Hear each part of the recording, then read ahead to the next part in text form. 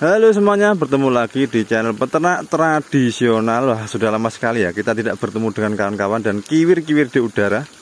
Dan apakah kabarnya hari ini dunia perunggasan? Karena sudah beberapa bulan ini saya tidak begitu berada di kandang peternak tradisional karena ada keperluan lain ya. Apakah hari ini katul, pakan dan lain sebagainya itu masih stabil harganya atau malah muda kemana-mana?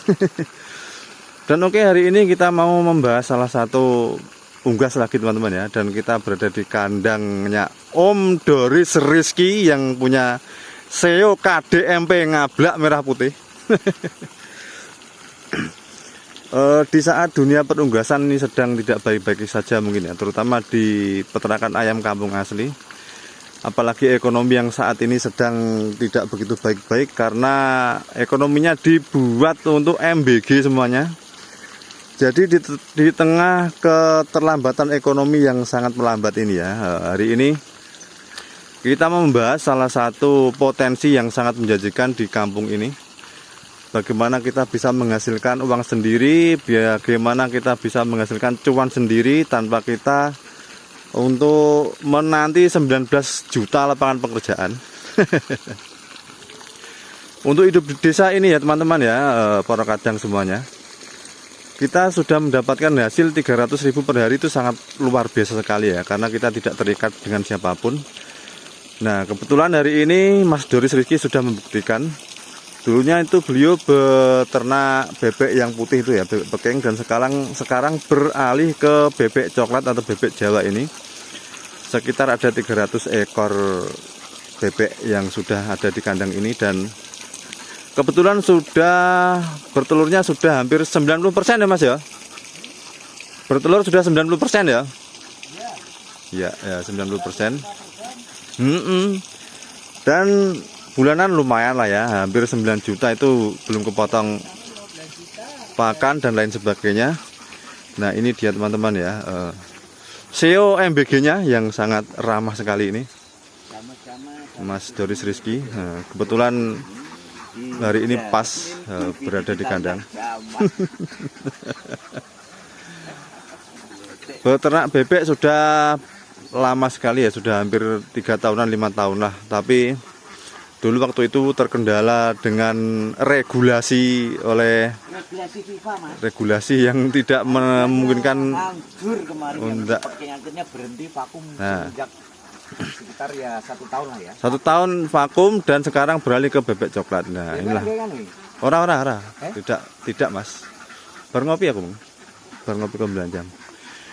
Nah, inilah potensi yang sangat besar sekali. Yang penting itu kita tidak gengsi gitu loh ya.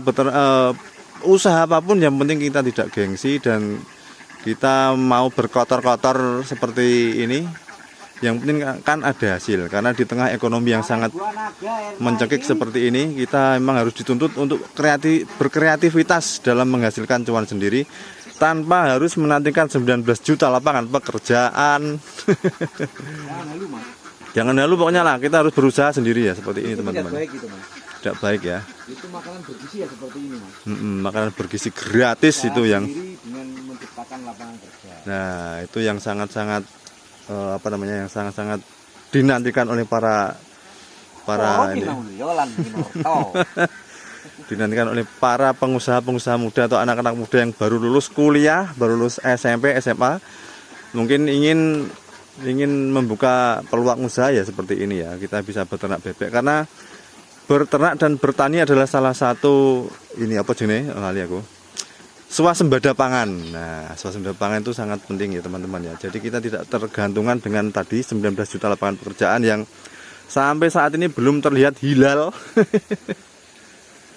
Ini sekitar 300 ekor dan ya setiap hari kita bisa mendapatkan hampir 300.000 lah. Bayangkan kan. Cuma linggih-linggih seperti ini sambil ngopi-ngopi melihat keindahan bebek coklatnya ini. Serta pagi-paginya. Kita bisa menghasilkan 300.000 setiap harinya tanpa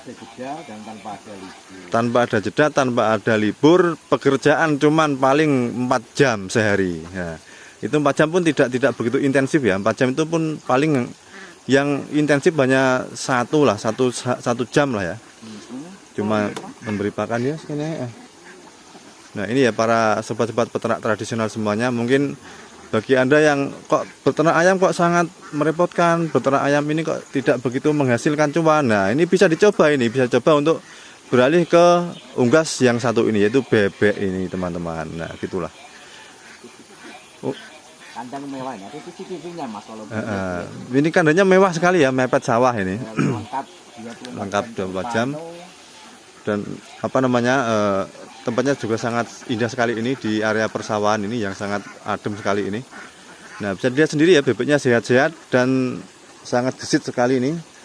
Habis mandi Mas, habis mandi. Burung makan nih Bang Tro?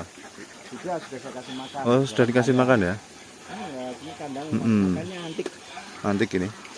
Untuk bebek sendiri bertelurnya setiap malam ya, jadi paginya itu menjipoi ya. Iya, dini hari ya. Mau menjelang subuh itu juga. Baru bertelur ya Mas ya.